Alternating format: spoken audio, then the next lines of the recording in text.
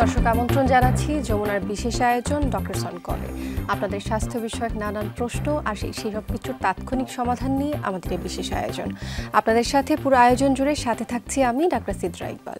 আমাদের এই আয়োজনে থাকছেন দেশ বরেণ্য এবং আধুনিক চিকিৎসা বিজ্ঞানে দক্ষ চিকিৎসকরা।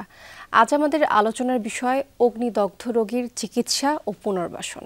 আলোচনার জন্য আমাদের সাথে অতিথি হিসেবে আছেন ডাক্তার AKM মনিরুজ্জামান সানি, সহকারী অধ্যাপক burn and plastic surgery, Shaheed Tajuddin Ahmed medical college. আমাদের বিশেষজ্ঞ চিকিৎসকের পরামর্শ পাওয়ার জন্য ফোন করুন 982405 নম্বরে। ডাক্তার সানি, আপনাকে স্বাগত জানাচ্ছি ডক্টর সন কলে। আপনাকে ধন্যবাদ এবং ধন্যবাদ যমুনা টেলিভিশনকে। কিছুদিন আগেই মাইলস্টোন ট্র্যাজেডিতে আমরা আমাদের দেশের ভবিষ্যৎদের হারিয়েছি। যদি এটাই বলে শুরু করি, যেহেতু আজ আমরা কথা বলবো অগ্নিদগ্ধ রোগীদেরকে নিয়ে, এবং আমরা জানি এখন পর্যন্ত হচ্ছে যারা আমাদের সাথে কিছুদিন ধরে আমরা জানি যে অনেকেই বেঁচে ছিলেন, তারাও আস্তে আস্তে করে হচ্ছে আমাদের থেকে বিদায় নিচ্ছেন, যেহেতু অনেকের পুড়ে যাওয়ার যে পার্সেন্টেজটা অনেক বেশি ছিল। এবং সেদিনই কিন্তু হচ্ছে ডক্টররা বলেছিলেন যে ম্যাক্সিমাম যারা এসেছেন তাদের পার্সেন্টেজ যেহেতু পুড়ে যাওয়ার অনেকটা বেশি ছিল, তাদের বাঁচবার সুযোগটাও কিন্তু খুব কম ছিল। আমি পজিটিভ কথাটাই দিয়ে শুরু করতে চাই যে আসলে যখন এই ধরনের দুর্ঘটনা হয়, আমরা দেখলাম যে হচ্ছে মাইলস্টোন ট্র্যাজেডি হওয়ার পরপরই কিন্তু অনেকেই চেষ্টা করেছেন যে যার মতো পেরেছেন তাদেরকে হাসপাতালে নেবার জন্য, কিন্তু সেখানে কিন্তু একটা হৈহুল্লোড় তৈরি হয়েছিল, কারণ সঠিক কোন হাসপাতালে নিতে হবে, কোন বিভাগে নিতে হবে, এই নলেজটা কিন্তু আমাদের মধ্যে একটু ল্যাকিংস আছে। তো আমি চাই আপনি এটা দিয়ে শুরু করেন যে যখন এই ধরনের ইনসিডেন্ট হবে আমরা আসলে রোগীকে কোন হাসপাতালে বা কোন বিভাগে প্রথমে নিয়ে যাব।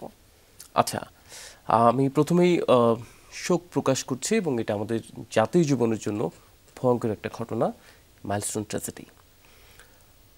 আসলে কোথায় নিয়ে যাবে এই কথাটা বলার আগে আমি শুরু করতে চাই এই ধরনের একটা দুর্ঘটনা হলে সেই মুহূর্ত থেকে আমাদের কি করা উচিত। যেমন ধরুন যে আমার গায়ে আগুন লাগলো, ইন দ্যাট মোমেন্ট আমি যদি ডক্টর না হই, আমি একজন সাধারণ মানুষ, তো আমার আশেপাশে সবাই কিন্তু আতঙ্কগ্রস্ত হয়ে পড়বেন, কিন্তু সবাই কিন্তু আমার ভালো চাবে, কিন্তু কেউ কিন্তু জানে না এক্স্যাক্টলি ওই সময় আমার কি করা উচিত। তাই এই ধরনের বড় ধরনের মাস ক্যাজুয়ালিটি যখন হয়, বড় ধরনের আগুন ধরে, তখন আমরা বারবার একটা জিনিস খেয়াল করি যে এই জায়গাটায় আমাদের ভুল হচ্ছে যে ঠিক সেই মোমেন্টে কি করা উচিত আমরা জানি। সেই প্রাথমিক চিকিৎসাটা প্রথম কথা হচ্ছে যেই জায়গায় আগুন ধরেছে সেই জায়গা থেকে আক্রান্ত ব্যক্তিকে সরিয়ে আনতে হবে। উনার পরনের যে কাপড়গুলো ছিল সেগুলো খুলে ফেলতে হবে। তাকে কোনোভাবেই শরীরে আগুন লাগা অবস্থায় দৌড়াতে বা ছুটাছুটি করতে দেয়া যাবে না, কারণ আগুনের ফুয়েল হচ্ছে অক্সিজেন। আপনি যত বেশি বাতাসে এক্সপোজ হবেন তত আগুনটা বাড়ে। আমাদের জেনারেল পিপলের একটা মিসকনসেপশন হচ্ছে আমরা যেহেতু মোমবাতি ফু দিয়ে নেভাই, আমরা মনে করি বাতাস দিলে বোধহয় আগুন নিভে। আসলে মোমবাতি ফু দিলে নিভে, এটা হচ্ছে কার্বন ডাইঅক্সাইডের কারণে, কারণ আমাদের ফুসফুস থেকে কার্বন ডাইঅক্সাইড বের হয়, আগুনটা নিভে। কিন্তু বাতাসে যখন এক্সপোজার হয় আগুনের, আগুনটা কিন্তু বাড়ে এবং অক্সিজেন হচ্ছে আগুনের ফুয়েল। অর্থাৎ যখন কারো গায়ে আগুন ধরবে তাকে ছুটাছুটি করতে দেয়া যাবে না। তাহলে আশেপাশের মানুষটাকে তাহলে কিভাবে হেল্প করবে? যদি ভারী কোনো কাপড় থাকে, যেমন সেটা কম্বল হতে পারে, লেপ হতে পারে, কার্পেট হতে পারে, ম্যাটস হতে পারে, তা দিয়ে তাকে জড়িয়ে ধরুন, জড়িয়ে ধরে তাকে ফ্লোরে ফেলে দিন।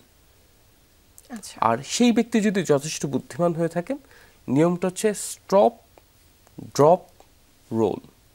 আপনি যেই অবস্থাতেই আছেন সেই অবস্থায় দাঁড়িয়ে পড়ুন, ড্রপ, মাটিতে পড়ে যান, পরে গিয়ে রোল করুন। আপনার যেই জায়গাটায় আগুন লেগেছে সেই জায়গাটাকে মাটির নিচে পিষতে থাকুন যতক্ষণ না আগুনটা বন্ধ হচ্ছে।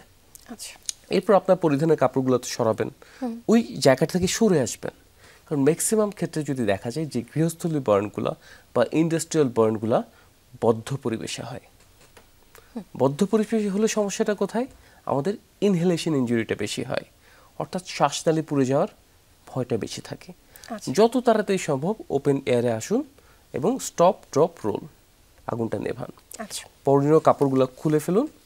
এবং এরপরে আসছি গুরুত্বপূর্ণ একটা টপিক, সেটা হচ্ছে কাপড় সরিয়ে ফেলার পর আমরা অনেকে অনেক কিছু লাগাই।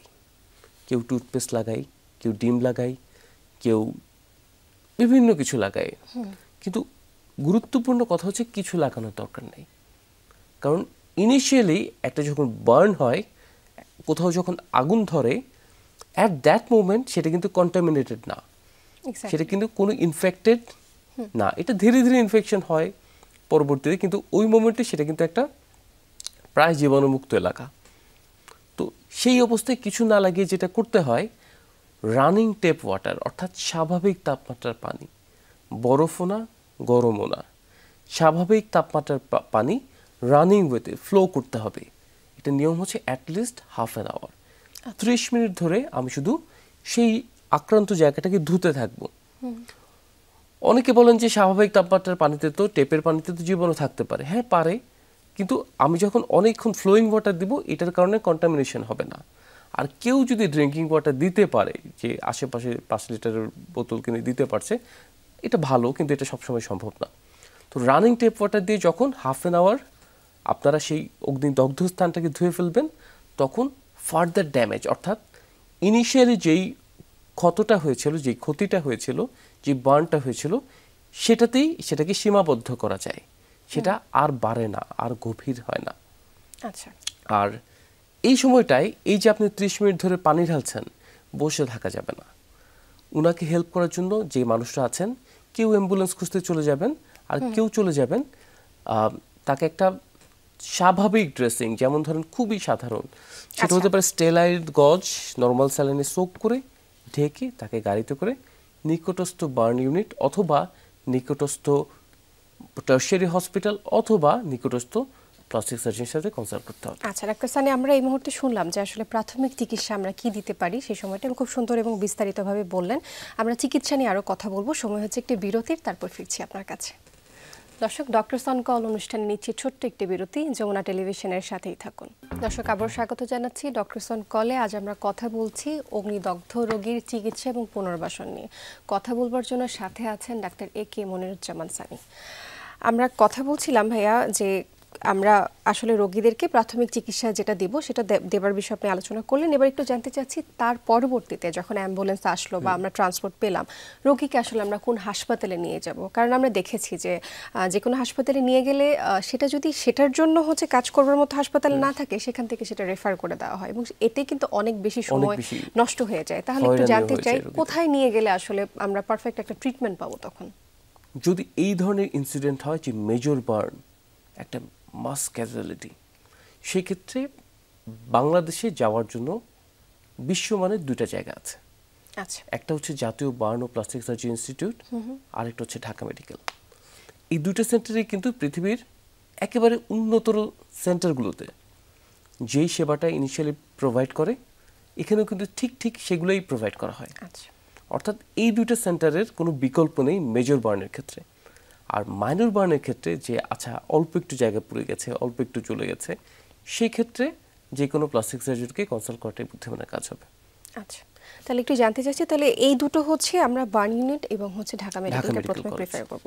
তো অগ্নিদগ্ধ রোগীর যারা সাহায্য করবার জন্য যায়, আমরা জানি তাদেরও কিন্তু হচ্ছে কিছু ইনহেলেশন ইনজুরি হয়, যেটা আসলে সেই মুহূর্তে তারা অ্যাকনলেজ করেন না। আমরা দেখেছি কিছুদিন আগে সামাজিক যোগাযোগ মাধ্যমে যে সেনাবাহিনীরা তাদেরকে হেল্প করতে গিয়েছিলেন বা তাদেরকে উদ্ধার করবার জন্য গিয়েছিলেন, তাদেরও কিন্তু অনেকের ইনহেলেশন ইনজুরি হয়েছে।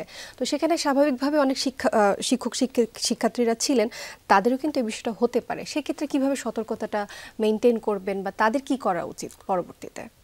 ইনহেলেশন ইনজুরির প্রবলেমটা হচ্ছে বাইরে থেকে তো এত বার্ন দেখা যায় না, এবং বাইরের বার্নের সাথেও ইনহেলেশন হতে পারে, আবার বাইরে তেমন বার্ন নেই তারও ইনহেলেশন হতে পারে, যদি তিনি বদ্ধ একটা কক্ষে সেই বার্ন ইনসিডেন্টের সময় থেকে থাকেন। সেক্ষেত্রে আমরা কিছু পয়েন্ট নোট করি যে তার কাঁধের উপরে, ক্ল্যাভিকল বলে আমরা, ক্ল্যাভিকলের উপরে কোনো বার্ন আছে কিনা। যদি থাকে তাকে সন্দেহ করতে হবে, কারণ ইনহেলেশন ইনজুরি আছে মানে এই না যে আমার এখনই সমস্যা শুরু হয়ে যাবে। সমস্যা শুরু হতে 4 থেকে 6 ঘন্টা সময় লাগতে পারে, কারণ ইনফ্লামেশন হয়ে শ্বাসনালী বন্ধ হতে তো সময় লাগে। তো যাদের এরকম ক্ল্যাভিকলের উপরে বার্ন আছে তাদেরকে আমরা মনিটরিং এর আন্ডারে রাখবো, যত কম বার্নই হোক। এরপর ধরেন যাদের ফেস বার্ন আছে, যাদের নাকের চুলগুলো পুড়ে গেছে মনে হয়, যাদের কণ্ঠস্বর পরিবর্তন মনে হচ্ছে, যে তার শ্বাস নিতে কষ্ট হচ্ছে, শ্বাস নিলে শব্দ হচ্ছে, সে কথা বললে শব্দগুলো অন্যরকম শোনাচ্ছে, মুখ দিয়ে যদি কোনো ফ্রোদিং হয়, অতিরিক্ত লালা, কালো টাইপের কার্বন পার্টিকেল বের হয়ে আসে, তো সেই ধরনের পেশেন্টকে কিন্তু কোনোভাবেই আমরা ছাড়বো না।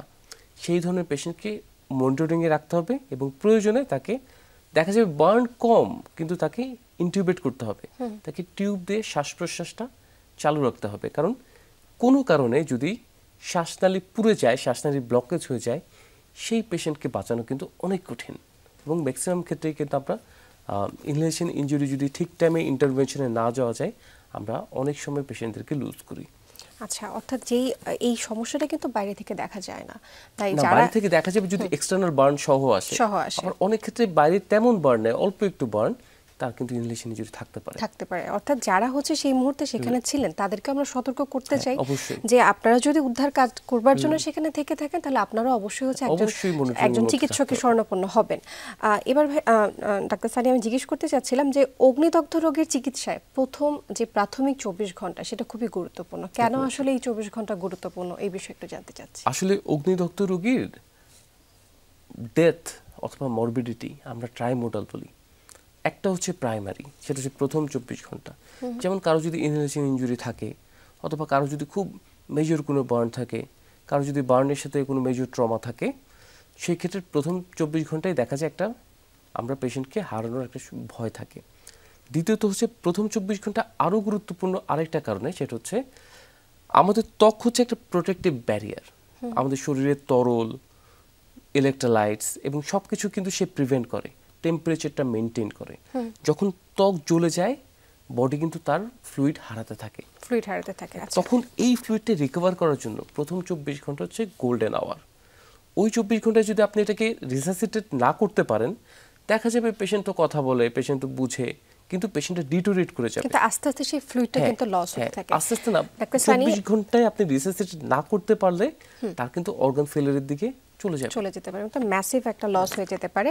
একজন দর্শক আমাদের জন্য অপেক্ষা করছেন, ওনার প্রশ্নটি আমরা নিয়ে নিই, তারপর ফিরছি আবার আলোচনায়। দর্শক কে বলছিলেন, কোথা থেকে বলছিলেন, নাম বলে প্রশ্ন করুন।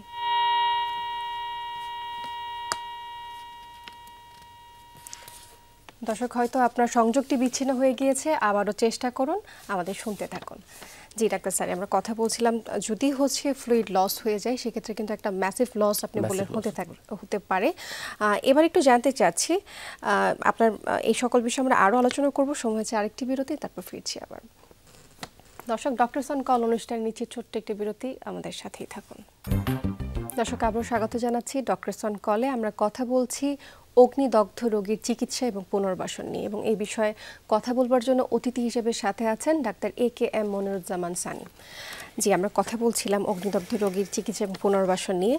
তার আগে একটু জানতে চাচ্ছি যে আমরা যখন এই ধরনের ইনসিডেন্ট হয়, আপনি বার্ন অ্যান্ড প্লাস্টিক হাসপাতাল অবশ্যই দেখেছেন যে মিডিয়া কর্মী থেকে শুরু করে তাদের স্বজনেরা, তাদের এবং কিছু উৎসুক জনতা সকলে কিন্তু সেই জায়গাটাতে ভিড় জমায় তাদেরকে দেখবার জন্য, কার কি অবস্থা হয়েছে এইগুলো দেখবার জন্য কিন্তু আমরা সেখানে যাই।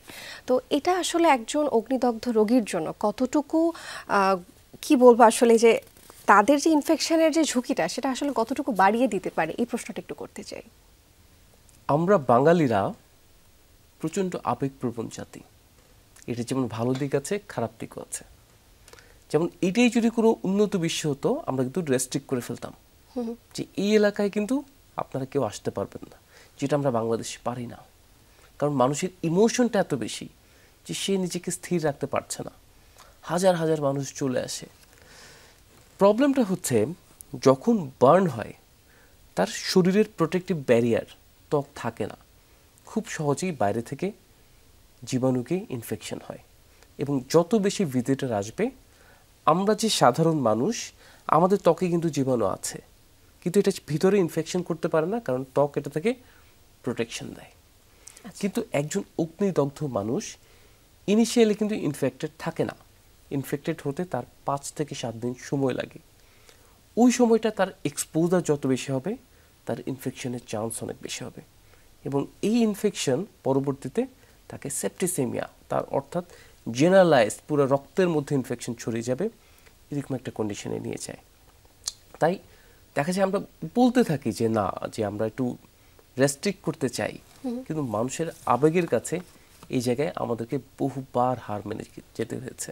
এবং এদের কনসিকুয়েন্সও কিন্তু আমাদের যারা রোগী রয়েছেন তাদের হচ্ছে ওনারা কিন্তু একটা ভালো ইন্টেনশন নিয়ে যায়, ওনারা তাদের ইমোশনটাকে কন্ট্রোল করতে পারে না, কিন্তু ইন্টেনশনটা কিন্তু খুব ভালো, কিন্তু এটার কারণে অনেক সময় দেখা যায় আমি একটা প্রশ্ন করতে চাই যে আমরা যখন হচ্ছে এরকম অগ্নিদগ্ধ রোগীদের এই ধরনের ট্র্যাজেডি হয় তখন আসলে সবাই ব্লাড দেবার জন্য বার্ন অ্যান্ড প্লাস্টিক ইনস্টিটিউটের সামনে ভিড় জমিয়েছেন। আমরা দেখেছি অনেক মানুষ তাদেরকে রক্ত দেবার জন্য সেখানে গিয়েছেন। তো আসলে রক্তটার প্রয়োজন কখন পড়ে? আচ্ছা, প্রথম যে 24 ঘন্টার কথা বলছিলাম, এখানে রক্তের কোনো রোলই নাই। এই সময়টায় শুধু আমরা ক্রিস্টালয়েড ফ্লুইড ব্যবহার করি, মোট কথা আমরা স্যালাইন ব্যবহার করি ফার্স্ট 24 আওয়ার্স। এরপরে কিছু রোগীর ক্ষেত্রে দেখা যায় 48 থেকে 72 ঘন্টার পরে আমরা ফ্রেশ ফ্রোজেন প্লাজমা শুরু করি, অর্থাৎ রক্তের একটা উপাদান সেটা প্লাজমা আলাদা করে দেয়া হয়। আর এই যে হোল ব্লাড ডোনেট করে লাল রক্ত ব্যাগের পর ব্যাগ দিবে, এটা কিন্তু অনেক পরে দেখা যায় রোগীর রিসাসিটেশন হচ্ছে, ওনার অনেক দিন ধরে ড্রেসিং হচ্ছে, রোগী মোটামুটি প্রাইমারিলি সার্ভাইভ করে গেছেন, তো তখন তার হিমোগ্লোবিন ফল করা শুরু করেছে। তখন গিয়ে এটা কিন্তু খুব আর্জেন্ট কিছু না যে আজকে একটা ইনসিডেন্ট ঘটলো, আমার হাজার হাজার মানুষ এসে রক্ত দিবেন, ব্যাপারটা আসলে এরকম। অর্থাৎ আমি বলতেই পারি সেই মুহূর্তে কিন্তু কোনো রক্তের ক্রাইসিস নেই। রক্তের যে প্রয়োজনীয়তা এটা সময়ের সাথে সাথে হবে এবং ওটা সিস্টেমেটিক ভাবে কালেকশন করা যাবে, সেটার একটা সময় কিন্তু পাওয়া যায়, সেই সময়টাতে আসলে রক্ত তেমন কোনো প্রয়োজন নেই।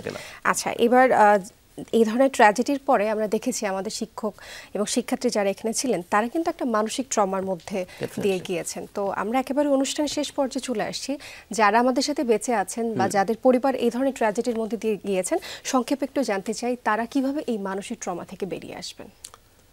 প্রথম কথা হচ্ছে, যে কোনো বড় ধরনের অ্যাক্সিডেন্ট, যে কোনো বড় ধরনের ট্রমার একটা পোস্ট ইনসিডেন্ট ফোবিয়া কাজ করে, সাইকোসিস কাজ করে। এমন ধরেন অনেকে আছেন যে যারা ওখানে ছিলেন কিন্তু বার্ন হয়েছেন, আবার অনেকে কিন্তু বার্ন হন নাই।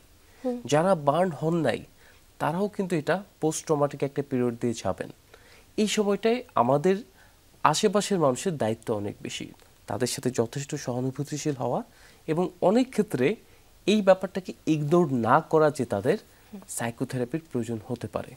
আচ্ছা, অর্থাৎ হচ্ছে তাদের কথা শোনা, অবশ্যই তারা যা বলতে চাচ্ছেন তাদের পাশে থাকা, তাদের কথা শোনা, তাদের মনের ভাবটা বুঝবার চেষ্টা করা যে আমি পাশে আছি। এটা ভাবা যাবে না আপনার তো কিছু হয় না, আপনি কেন এত ভয় পাচ্ছেন, সে তো ফোবিয়ার মধ্যে ভুগছেন, তাকে তো আপনি তার রিয়েলিটি জানবেন না যতক্ষণ পর্যন্ত আপনি এই সিচুয়েশনে পড়েননি। জি ডাক্তার সানি, এবং আমরা আশা করছি আমাদের প্রত্যাশা আমাদের সন্তানেরা, আমাদের দেশের ভবিষ্যৎরা যারা আসলে এই ট্র্যাজেডির মধ্যে দিয়ে গিয়েছেন তারা এই মানসিক ট্রমা থেকে বেরিয়ে আসতে পারবেন, এই এমন কামনা করেই আজকের অনুষ্ঠান থেকে আপনার কাছ থেকে বিদায় নিচ্ছি। অসংখ্য ধন্যবাদ জানাচ্ছি আপনাকে ডক্টর সনকল আমাদের সাথে যুক্ত হবার জন্য।